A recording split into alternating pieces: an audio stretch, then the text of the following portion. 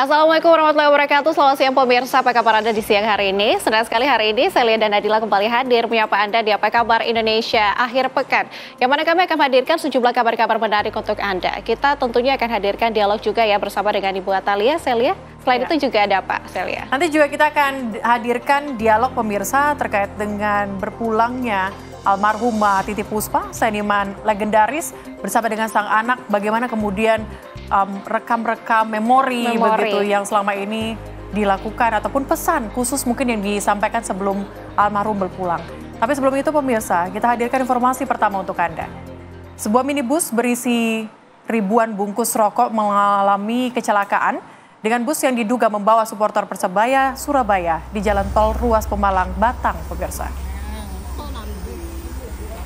Inilah video amatir kecelakaan bus dengan minibus yang melawan arus di Jalan Tol Pemalang Batang di kilometer 332B. Pengendara minibus Fauzi Ramdhani, warga Bogor, meninggal dunia di lokasi kejadian dan satu orang mengalami luka-luka. Korban dibawa ke Rumah Sakit Aro Kota Pekalongan, sementara penumpang bus sudah dipindahkan ke bus yang lain untuk melanjutkan perjalanan. Saat ini pemirsa, bus dan minibus dievakuasi ke pintu keluar Tol Bojong, Kabupaten Pekalongan.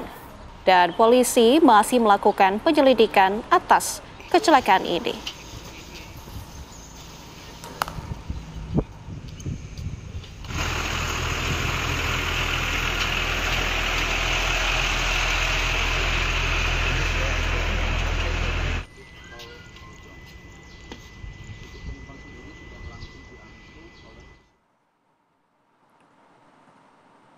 Kabar selanjutnya datang dari wilayah Tangerang, Banten. Pemirsa, dua pelaku pencurian sepeda motor trail senilai puluhan juta rupiah di kantor desa Sukaharja, Kabupaten Tangerang, Banten terekam kamera CCTV.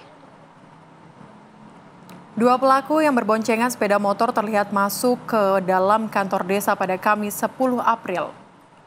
Meski banyak anak-anak yang tengah bermain di halaman kantor desa, dua pelaku curanmor ini nekat mencuri sepeda motor trail senilai puluhan juta rupiah.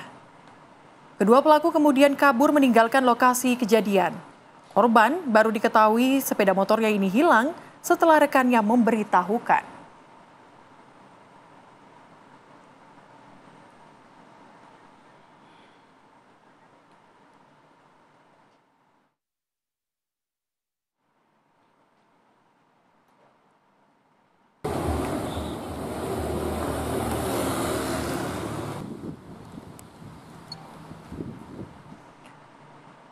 Ya pemirsa, kita hadirkan informasi lainnya kali ini dari Surabaya, Jawa Timur pemirsa. Di mana pasca seorang pria di perumahan Rungkut Harapan Surabaya ditemukan tewas mengenaskan di dalam kamar rumahnya dengan luka gigitan dan cakaran di bagian wajah dan juga kepalanya. Hingga saat ini petugas belum mengevakuasi anjing-anjing peliharaan korban.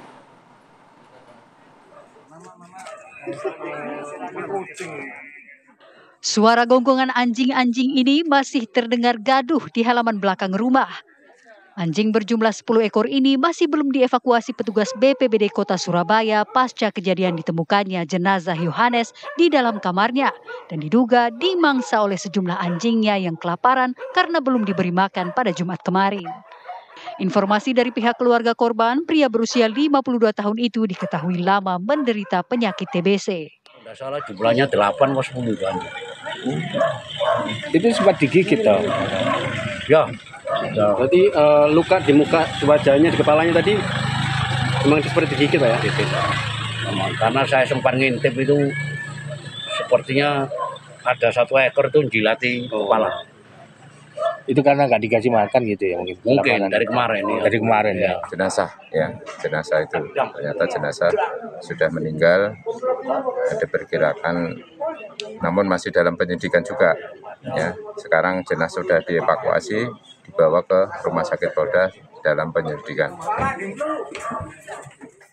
Sementara itu, Polsek Rungkut Surabaya belum bisa memastikan apakah penyebab korban meninggal akibat sakit atau tewas dimangsa anjing peliharaannya. Polisi masih menunggu hasil autopsi dari pihak forensik Rumah Sakit Bayangkara Polda Jawa Timur. Sementara anjing peliharaan korban selanjutnya diserahkan ke Dinas Peternakan guna menjalani karantina. Dari Surabaya, Jawa Timur, Sandi Irwanto, TV One mengabarkan. Pemirsa, 2 orang bocah terjatuh di Sungai Kalibone yang berlokasi di Kabupaten Pangkep, Sulawesi Selatan saat tengah bermain. 1 orang selamat pemirsa, sementara 1 anak perempuan ditemukan tewas tenggelam oleh tim SAR gabungan. Satu teman-teman, tolong berangkat. Ini korban. Warga mengevakuasi salah satu bocah yang terjatuh ke sungai. Bocah berinisial F berusia 9 tahun ini sebelumnya tenggelam bersama temannya di Sungai Kalibone, Kecamatan Minasatene, Kabupaten Pangkep, Sulawesi Selatan. Tim SAR gabungan pun diterjunkan mencari 1 korban lainnya yang masih tenggelam.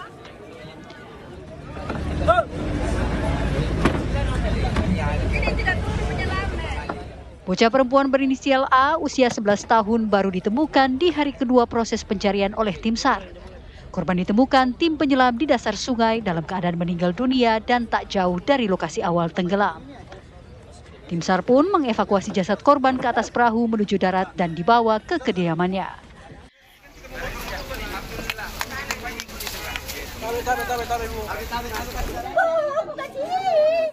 Isak tangis keluarga pecah saat jenazah tiba di rumah duka dalam keadaan terbujur kaku. Tim SAR gabungan berhasil menemukan korban dalam keadaan meninggal dunia dan langsung diserahkan ke pihak keluarga untuk dilaksanakan pemakaman. Basarnas pun menghimbau agar orang tua senantiasa menjaga anaknya saat bermain agar menghindari hal yang tidak diinginkan. Dari Pangkep, Sulawesi Selatan, Wawan Setiawan, TV One mengabarkan.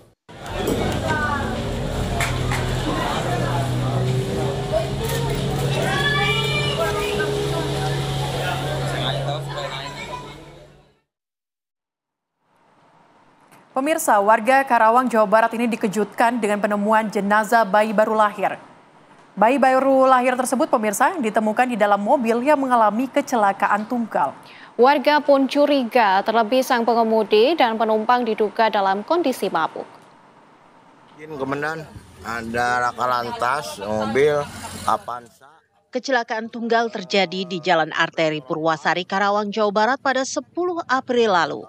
Begitu warga memeriksa kondisi mobil, mereka menemukan jenazah bayi di salah satu kursi penumpang. Ini jenazahnya, Komandan. Jenazah bayi perempuan itu terbungkus rapat lembaran-lembaran kain. Di dalam mobil tersebut, warga juga menemukan botol minuman keras dan paket narkoba. Pengemudi dan penumpang mobil yang sama-sama laki-laki dan sama-sama diduga mabuk langsung diamankan warga. Beragam kejanggalan pun langsung terbuka. Pengakuannya dia saudaranya yang melahirkan katanya. Kalau kepada saya laporannya bibinya habis melahirkan dari rumah sakit Tangerang. Tapi saya tanya surat-surat dari rumah sakit tidak lengkap dan tidak ada, kemungkinan ya tidak tahu ya itu nanti menjurus ke hal yang tidak diinginkan. Takutnya saya tahan, di supirnya semuanya saya tahan dan saya lapor ke polsek setempat, lalu telepon ke Laka, lalu telepon ke Iden. Karena kan dia membawa jenazah tidak ada surat-suratnya dari rumah sakit dan tidak mengenakan ambulan. Sebenarnya jenazah walaupun bayi, kalau dari rumah sakit dari manapun itu kan harusnya ambulan ya. Nah itu pakai mobil pribadi. Usai menyerahkan kedua sopir dan penumpang mobil tersebut ke polisi, warga masih mempertanyakan kelanjutan kasus ini karena kuat dugaan ada tindak kriminal. Kejanggalan lain yang juga dipertanyakan warga, mengapa pengemudi dan penumpangnya memilih jalur alternatif ke Jawa Tengah dari Tangerang, Banten, bukannya lewat jalan tol. Dari Karawang, Jawa Barat, Agung Prasetyo, TV One mengabarkan. Mobil Avanza nabrak trotoar. Ya. Nah, tapi di dalamnya dia membawa jenazah anak, jenazah bayi.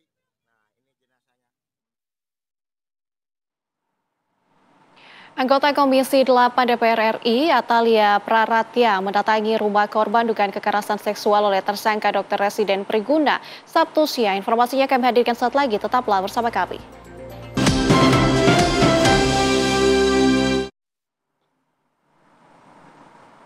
Anda masih bersama kami pemirsa di Apa Kabar Indonesia Akhir Pekan.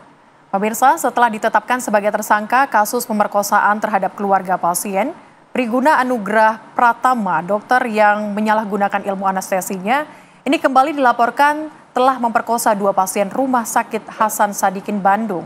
Polisi pun pemirsa kemarin melakukan penyelidikan di lokasi kejadian atas laporan kedua pasien tersebut. Apakah masih ada lagi korban dari sang dokter cabul yang berani mengadu ke polisi untuk memperjuangkan keadilan?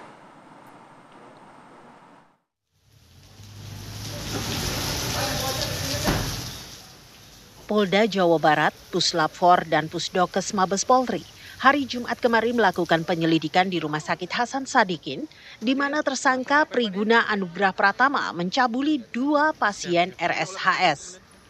Penyelidikan di lokasi pemerkosaan tersebut diselesaikan pada Jumat malam atau selama 2 jam.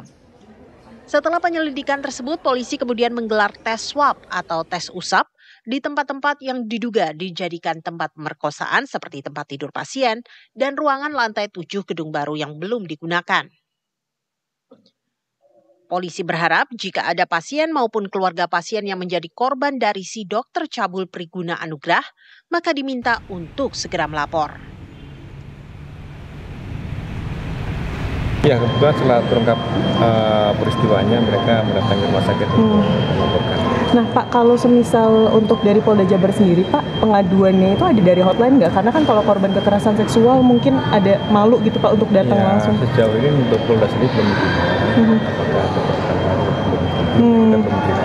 Oke. Kita akan periksa mana yang dia melapor kembali ke rumah sakit ini. Tapi berarti kalau ke Polda untuk pelaporan tersebut yang dibilang Polda terbuka itu datang langsung ke Polda Pak? Boleh datang langsung boleh. Kan untuk korban yang terkena sebagai korban psikologis dari, dari pelaku ini silakan untuk melaporkan. Tapi kalau mau hotline berarti lewat rumah sakit ya Pak? Di Polda juga menyediakan. Polda juga ada hotline. Nomor hotline atau saluran siaga pengaduan di Polda Jawa Barat bisa dihubungi melalui nomor 0822 1112 4007. Polda Jawa Barat juga mempersilahkan bagi para korban yang ingin melaporkan menjadi korban dari Priguna Anugrah untuk datang langsung jika perlu.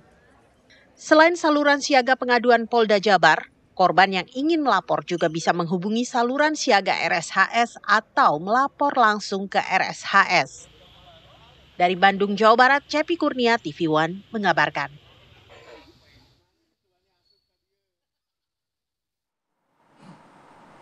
Lalu pemirsa, untuk mengetahui perkembangan terkini kasus pemerkosaan oleh calon dokter spesialis anestesi, kita sudah terhubung dengan rekan kami Cepi Kurnia di Polda Jawa Barat. Cepi, adakah perkembangan terkini yang bisa Anda kabarkan kepada kami? Ya, Nadila, siang dari TV One.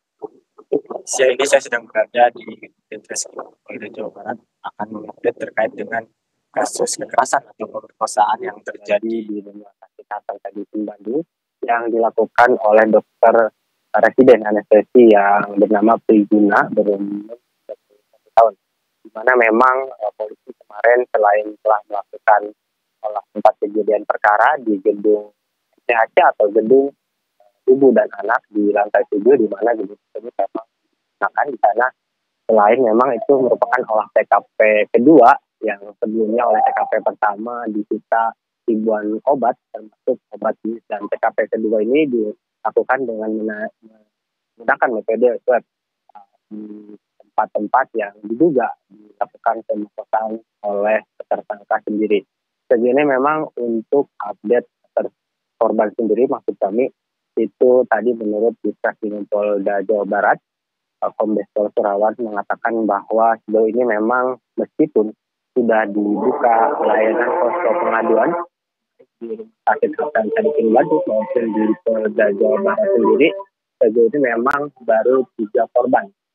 Pertama itu merupakan kejadian pada 18 Maret 2025 dan terbaru kemarin ada laporan 2 korban merupakan 2 pasien.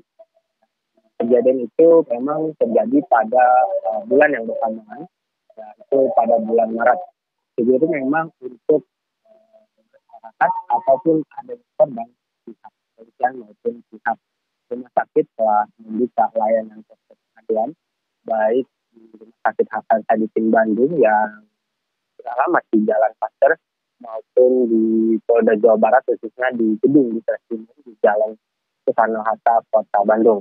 Jadi memang untuk hasil olah TKP sendiri Stella dan Nabila bahwa tadi menurut Ditimum Kombes Pol Surawan mengatakan bahwa pihaknya tadi sudah mengirimkan hasil dari olah TKP ke puslapor yang berada di Sentul Bogor.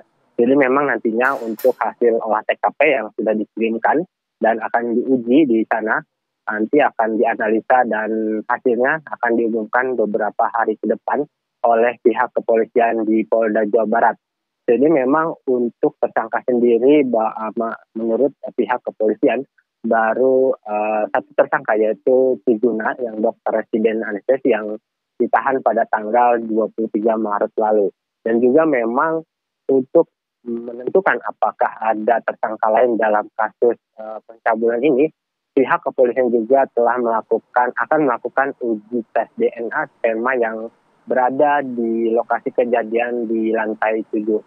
Dapat diketahui bahwa untuk tersangka sendiri memang melakukan perbuatannya di bulan yang sama dan juga di gedung yang sama, di gedung NCHC, ibu dan anak di sana merupakan gedung yang sampai. Baik, Cepi.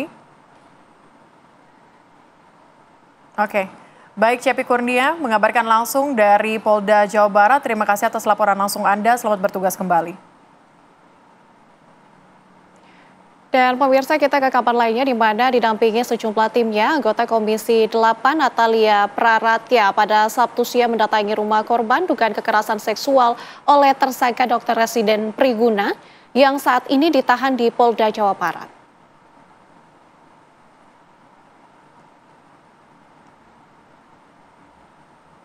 Kedatangan istri dari Ridwan Kamil itu selain untuk memastikan kondisi psikis korban, juga untuk menyemangati keluarga korban atas kasus kekerasan yang terjadi di Rumah Sakit Hasan Sadikin Bandung. Dalam kunjungan yang diliput secara eksklusif oleh TV One ini, Atalia juga berencana akan memberikan bantuan hukum kepada korban melalui tim hukumnya.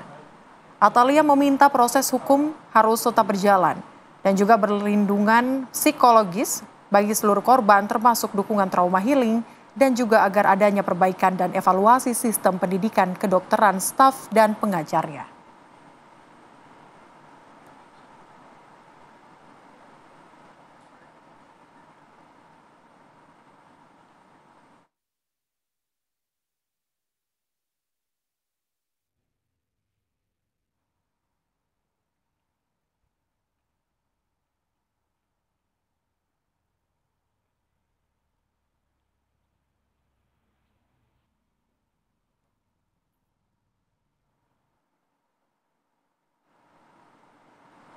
Pemirsa, anggota Komisi 8 DPR RI Atalia Praratya ini mengunjungi korban dugaan kekerasan seksual oleh tersangka dokter residen Priguna.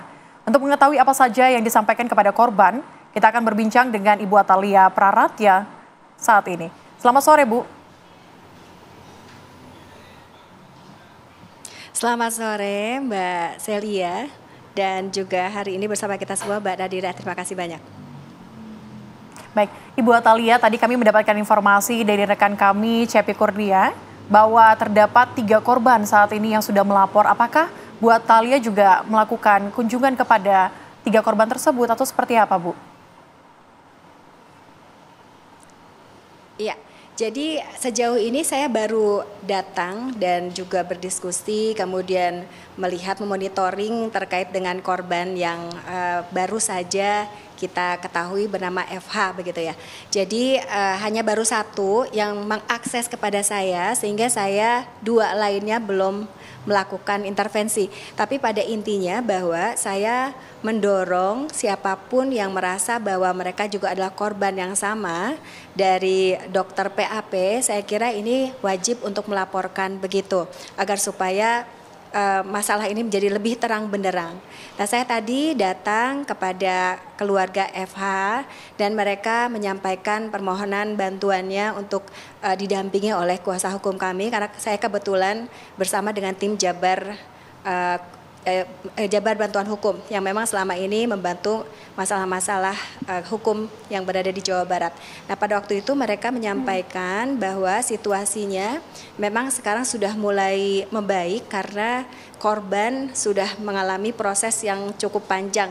Ini sudah hampir 1 bulan begitu ya, sehingga dia sudah mulai bisa berinteraksi seperti biasa. Namun trauma ini dia rasakan begitu berat di awal-awal pada saat kejadian, tentu saja seperti itu. Oke, Bu Atalia, melihat adanya kasus seperti ini, apa tanggapan Ibu? Dan untuk proses penyelidikan yang tengah berlangsung saat ini, baik dari pihak kepolisian, kemudian juga dari pihak Kemenkes dan pihak RSHS, menurut Ibu bagaimana, Bu? Apakah sudah tepat? Ya, jadi saya ketika mendengar informasi terkait dengan kasus ini, saya memberikan apresiasi kepada pihak Polda tentu saja, karena ketika kejadian sekitar pukul 4 dini hari begitu, kemudian paginya langsung diketahui bahwa terjadi sesuatu yang ini patut dicurigai begitu, mereka langsung melaporkan. Pada waktu itu ke Polres agak sedikit lambat, kemudian mereka langsung ke Polda begitu cepatnya, begitu gercepnya, sehingga pada waktu itu langsung ditentukanlah apa yang harus dilakukan, langkah-langkah berikutnya. Jadi proses dari pertama itu saya kira sangat lancar begitu, karena didukung juga oleh pihak rumah sakit. Nah, kemudian saya juga mendapatkan laporan bahwa ternyata pendampingan pelaporan hukum ini dilakukan secara kolaboratif luar biasa oleh pihak rumah sakit juga terutama begitu ya, termasuk dukungan dari Kemenkes juga. Jadi sampai saat ini kita tahu bahwa ternyata Kemenkes melakukan sebuah langkah besar begitu ya, seperti membekukan program pendidikan spesialis untuk melakukan evaluasi, kemudian mencabut izin praktek dokter bagi yang bersangkutan ya. Termasuk saya juga langsung mendapatkan informasi dari Universitas Padjadjaran begitu terkait dengan pemberian sanksi tegas yang terkait dengan kejadian ini, yaitu memecat dan mengeluarkan pelaku dari Universitas Padjadjaran begitu. Dan terutama juga dari pihak Kemen PPA melalui UPTD PPA Kota Bandung dan juga Jawa Barat ini melakukan berbagai hal seperti bantuan konseling bagi korban. Nah, ini saya kira penting sekali untuk dilakukan bagi para korban, termasuk nanti untuk di UPTD PPA Jawa Barat juga akan dilakukan pendekatan dari sisi psikologi forensiknya begitu. Nah, saya sendiri bersama dengan teman-teman dari Jabar Bantuan Hukum, karena kebetulan Jabar Bantuan Hukum ini diberikan menjadi kuasa hukum dari korban, sehingga mereka bisa terus mendampingi sampai ke depannya insya Allah begitu. Lalu yang dilakukan oleh kami adalah berkoordinasi dengan pihak RSHS tentu saja, kemudian melakukan support dan monitoring kepada keluarga korban. Saya juga mendapatkan banyak sekali istilahnya curhatan begitu ya dari keluarga korban terkait dengan kasus-kasus yang terjadi saat ini, termasuk juga tentu kita mendorong, khususnya kami dari Komisi 8 mendorong agar ada perbaikan dari sistem keamanan bagi para pasien tentu saja, atau keluarga pasien, bahwa itu di rumah sakit atau mungkin juga tentu saja di wilayah-wilayah lain di luar daripada lembaga-lembaga atau institusi kesehatan. Bisa jadi di institusi pendidikan begitu ya, atau institusi sosial, kemudian juga mungkin kepolisian dan lain sebagainya. Jadi kita tahu bahwa kaitannya dengan permasalahan pelecehan seksual ini sangat erat kaitannya dengan relasi kuasa begitu. Jadi kita tahu bahwa kasus-kasus yang sekarang ini kan banyak bermunculan ya, dari mulai berbagai informasi yang kita ketahui kemarin terkait dengan kasus guru besar ya kepada mahasiswinya. Kemudian di Jombang kita tahu bahwa ada kekerasan seksual dari kiai kepada santrinya begitu ya, termasuk Kapolres gitu kepada anak-anak yang harusnya dilindungi gitu dan lain sebagainya. Ini nampaknya mencuatnya kasus-kasus ini menunjukkan bahwa perhatian kita ini harus lebih fokus lagi bagaimana untuk memberikan keamanan, kemudian juga perlindungan bagi khususnya perempuan dan anak seperti itu. Baik. Bu Atalia, kalau kita melihat dari kasus ini artinya ada kelemahan begitu di rumah sakit, di mana yang harusnya aman, tetapi kondisi atau kejadian kasus seperti ini terjadi. Menurut Anda seperti apa, Bu? Ya, jadi tentu ini harus dilakukan kerja keras dari semua pihak, dari mulai regulasinya, termasuk juga bagaimana sistem perlindungan bagi seluruh pihak begitu ya.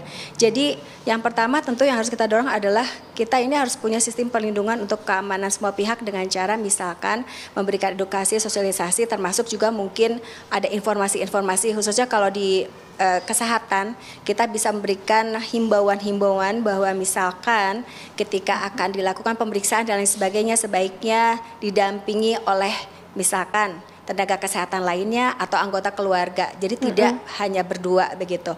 Kemudian juga kan mereka punya CCTV yang tentu CCTV ini harus dalam penjagaan.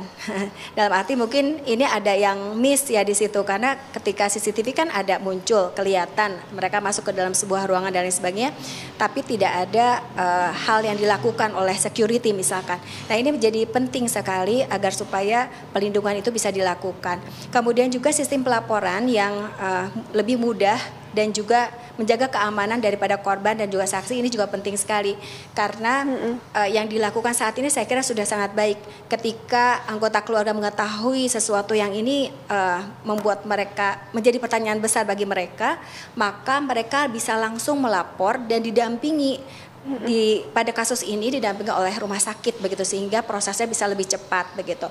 Nah kemudian ini yang menjadi penting adalah banyak terjadi mereka-mereka yang berada di dalam sebuah institusi itu mereka melindungi institusi sehingga perlindungan dan juga dukungan bagi korban ini dirasa kurang. Nah maka perlindungan bagi korban ini harus lebih diutamakan dibandingkan dengan reputasi institusi, saya kira seperti itu. Ini harus digarisbawahi. Dan juga tentu yang terakhir adalah bagaimana kita bisa mendorong agar supaya sanksi dilakukan dengan tegas bagi para pelaku seperti itu. Oke, Bu Atalia, kami ingin tanya sedikit tentang perbincangan Ibu dengan korban yang tadi Ibu lakukan saat kunjungan. Apakah korban sempat menceritakan bahwa ada upaya damai yang dilakukan oleh pelaku terhadap keluarga korban, Ibu? Betul sekali. Jadi pada waktu itu mereka menyampaikan bahwa kuasa hukum sebelumnya memberikan lembaran kertas yang diminta untuk ditandatangani seperti itu. Nah lalu pada waktu itu mereka juga menunjuk kuasa hukum yang sebelumnya begitu, yang kemudian mendorong mereka untuk menandatangani. Menurut pengakuan dari kakak korban, dia tidak membaca isinya seperti apa begitu, sehingga pada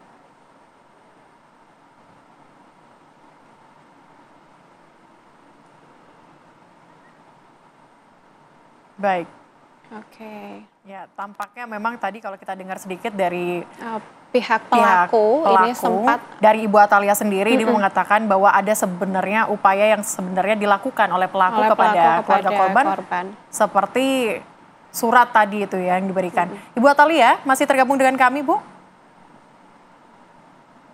Masih. Baik. Oke. Ibu Atalia? Ya. Bisa lanjutkan penjelasannya tadi, Bu? Ya, jadi pada waktu itu memang keluarga korban diberikan lembaran kertas, begitu ya, untuk ditandatangani. Pada waktu kakaknya mengatakan bahwa dia tidak membaca secara utuh terkait dengan apa yang ditandatangani, begitu. Padahal kita punya namanya Undang-Undang TPKS yang menyatakan tidak dimungkinkan adanya upaya damai bagi kasus-kasus terkait dengan pelecehan seksual seperti ini, seperti itu. Oke, baik.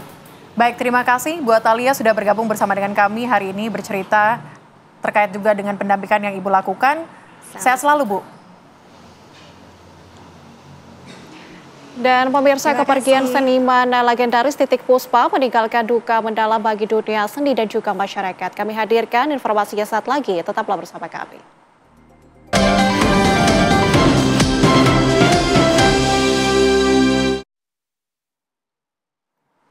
Anda masih bersama kami pemirsa di Apa Kabar Indonesia Akhir Pekan. Pemirsa, kepergian seniman legendaris Titiek Puspa ini meninggalkan duka mendalam bagi dunia seni dan juga masyarakat. Di TPU Tanah Kusir, Jakarta Selatan masih terlihat sejumlah warga ini berziarah ke makam Titiek Puspa.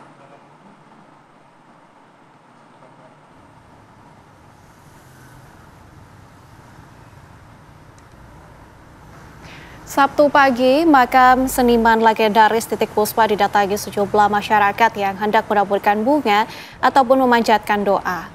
Sejumlah warga mengaku merasa sangat kehilangan dan berharap almarhumah Titiek Puspa diberikan tempat yang terbaik oleh Sang Pencipta. Masyarakat yang datang mulai menaburkan bunga, memanjatkan doa, hingga mengabadikan momen bersama di tempat peristirahatan terakhir Titiek Puspa.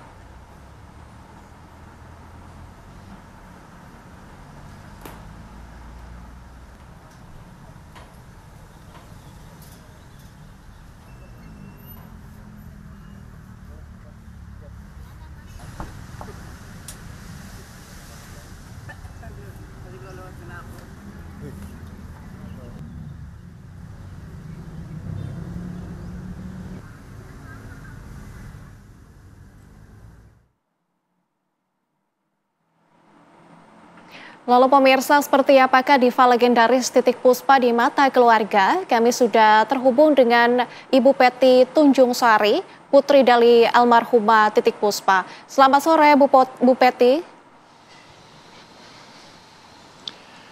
Selamat sore Mbak siapa? Iya.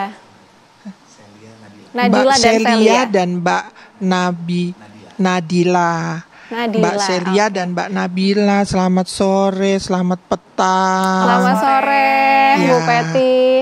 Ya, Bu Peti, almarhumah Eyang Titiek ini kan dikenal baik sekali oleh seluruh masyarakat di Indonesia, terutama ini di setiap kalangan dikenal baik. Lalu seperti apa Ibu sosok almarhumah Titiek Puspa ini di mata keluarga?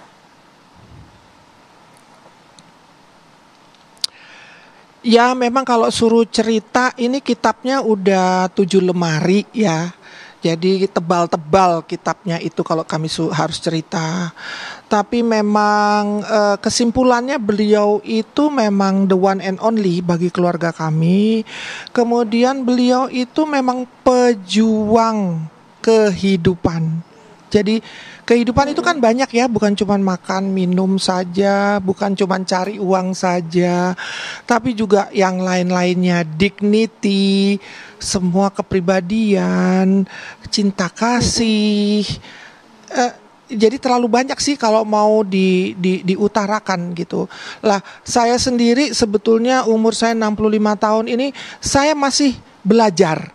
Saya masih belajar dari panutan yang beliau selalu lakukan, harus terhenti. Nah memang beliau ini juga sudah bilang sih sama saya dari beberapa tahun yang lalu, Mbak, pokoknya kalau aku udah gak dapet tugas dari Tuhan, aku mau minta sama Tuhan, monggo dipundhut, katanya, bahasa Jawa, monggo dipundhut, silakan saya diambil. Jadi memang ya karena ketuhanannya dia tuh terlalu besar dan dia merasa memang dia tuh ciptaan Tuhan dan istilahnya dia pegawai Tuhan ya, bukan pegawai partai, petugas partai, bukan petugas partai tapi petugas Tuhan gitu. Jadi kalau udah nggak ada tugas ya silakan diambil gitu. Karena artinya saya akan menyusahkan kalau misalnya sakit-sakitan seperti ini. Jadi sebegitu tahu dirinya beliau gitu. Oke, Bu Peti, Eyang Titiek kan sampai di akhir hayatnya ini dikenal aktif sekali, selalu ada motivasi untuk melakukan hal-hal baik begitu. Apa sebenarnya motivasi yang paling mendasar yang membuat Eyang ini selalu ingin aktif membantu orang-orang di sekitarnya? Ya, jadi pada dasarnya dia sangat bersyukur bahwasanya Tuhan memberikan negara yang namanya Indonesia. Dia itu sangat bangga dengan Indonesia. Dan belakangan ini beliau itu sangat bangga dengan generasi muda Indonesia, dengan anak-anak Indonesia. Bahkan beliau itu di akhir wawancara kemarin tanggal 24 Maret itu tolong titip anak-anak Indonesia. Karena memang beliau pernah jadi anak di zaman masa Jepang yang nggak bisa makan, yang pernah makan kulit pisang bekas makanannya Jepang, yang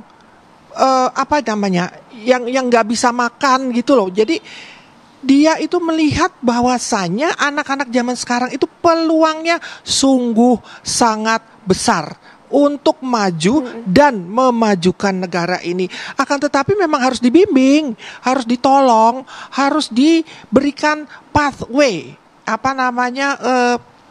jalan yang benar, dan tentunya harus diberikan panutan dari pemimpin-pemimpinnya itu, begitu. Baik, Bu Peti, pastinya apa yang Anda sampaikan ini akan menjadi pesan buat kita semua anak-anak muda. Anak-anak muda. Kabar penting, menarik lainnya masih akan kami hadirkan untuk Anda sesaat lagi. Tetaplah bersama kami.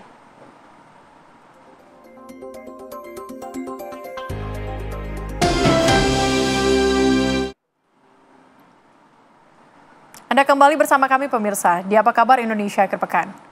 Pemirsa, akun media sosial Instagram milik Ridwan Kamil ini telah pulih kembali usai diretas oleh pihak yang tidak bertanggung jawab pada Jumat malam kemarin.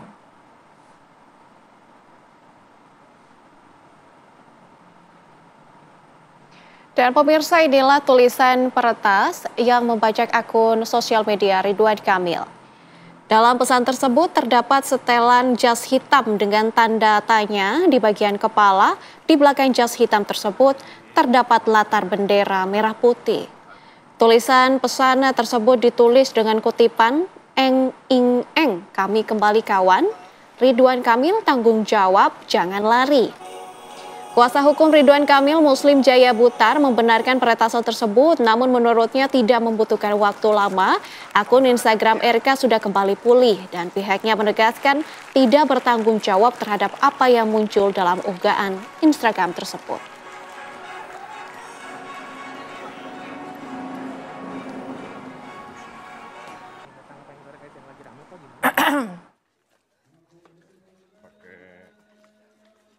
Terkait dengan akun Pak Ridwan Kamil, memang jam 19.20 saya diberitahu oleh beliau bahwa akun beliau itu dihack oleh orang yang tidak bertanggung jawab. Sekali lagi, beliau tidak bertanggung jawab juga terhadap apa yang muncul di Instagram beliau. Namun tadi malam saya dapat informasi jam 11-an sudah balik.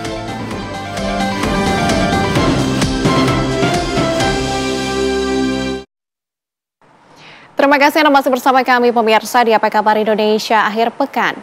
Pemirsa, Posko Pusat Angkutan Lebaran Terpadu 2025 resmi ditutup. Secara keseluruhan terdapat penurunan jumlah pemudik hingga 4% dibanding tahun kemarin.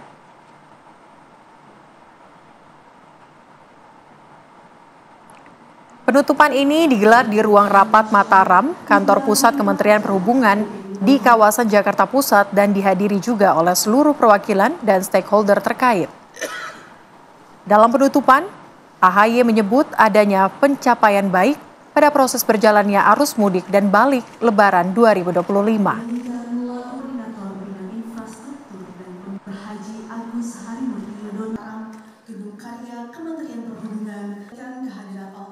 Alhamdulillah, perlu kami laporkan bahwa secara umum penyelenggaraan arus mudik dan arus balik ini bisa berjalan dengan aman, lancar, tertib, dan juga bisa dikatakan ada sejumlah pencapaian baik di tahun ini. Pemirsa, informasi tadi sekaligus menutup jumpa kita di Apa Kabar Indonesia Akhir Pekan kali ini. Saya Celia Alexandra. Dan saya Nadila Saleh mewakili kru yang bertugas pamit undur diri. Terima kasih atas perhatian Anda. Sampai jumpa. Sampai jumpa pemirsa.